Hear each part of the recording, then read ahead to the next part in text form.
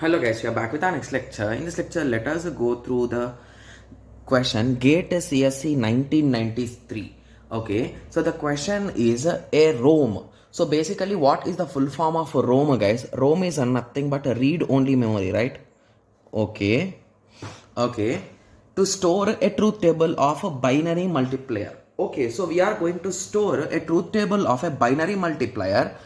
Okay, multiplier unit that will multiply two 4-bit numbers. Okay, so we want to multiply two 4-bit numbers. So if we assume the first number will be A3, A2, A1, A0, these are the 4 bits of A number.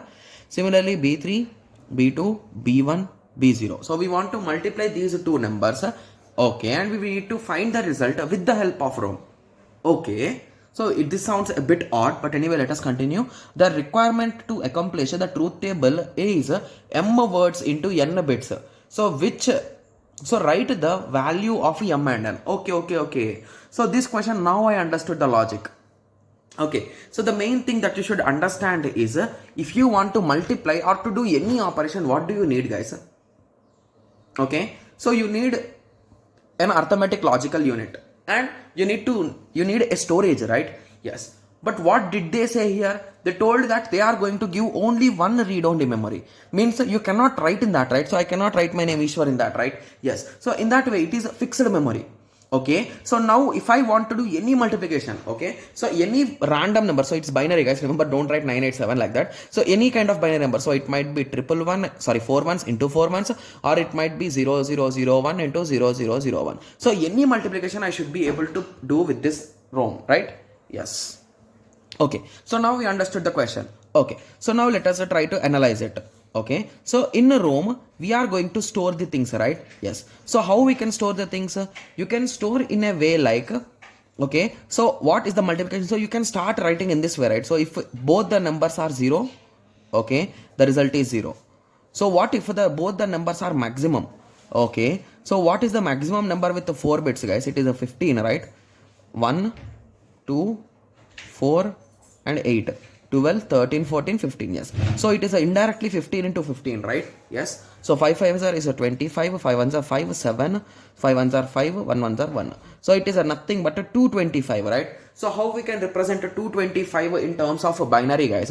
So let us do LCM method. I think LCM method will be the best. Okay, so 225, right? Yes, so 2 to 5, 2s are, so 1s are and 2s are, and remainder is 1. 5s are, 6s are, remainder 0. Similarly 2s are, 8s are, remainder 0. 2s are, 1s are, 4s are, remainder 0. 2s are, 7s are, remainder 0. Oh my god, these many zeros. Okay, anyway, let us continue. 3s are, remainder 1. 1s are, remainder 1. So what is the final set? Is triple 1, 1, 2, 3, 4, 1. So indirectly, how many bits result we are getting, guys? So 1, 2, 3, 4, 5, 6, 7, 8. So we are getting a maximum size of 8-bit result. Okay, so now you got an idea, right? So basically, in our ROM, we can store in this way, right? So you can store the results directly. So if I multiply 0 into 0, I will get 8 zeros. So if I multiply 1 into 0, I will get this result. So in that way, you can store one after the other until this number, right? Yes. Okay, so at max, how many bits you need, guys? 8 bits. So indirectly, if the number of bits are 8, how many words we need? So it is nothing but a 2 power n into n, guys, the structure, right? Yes. So if 1 n is 8, it is nothing but a 2 power 8 into 8, right? So what is a 2 power 8? I think it is 256 and this is 8. So the value of m is 256 and the value of n is 8. So now you got an idea, right? So how to solve these type of questions? Okay, so the most important thing that you should understand here is here they give read-only memory, guys, because you cannot write in that. So indirectly you should hard code the code, right? So you are going to previously you will store all the results, and when a user asks that 5 into 5 what is the result, you will check. So 5 into 5 is 25. So you will say that answer is 25. So in that way there is nothing to do. You just go and search. That's it. Got it? Yes. So it's a quite easy question. Okay, and it's an old question, guys. Okay, so and it's a subjective type of examination at that time. Okay, yes. So now I hope everyone got a clear idea with respect to this question, right? Yes. So in the next lecture, let us continue with the next question. Thank you. Thanks for watching. Like, share, and subscribe for more awesome videos like this. Thank you.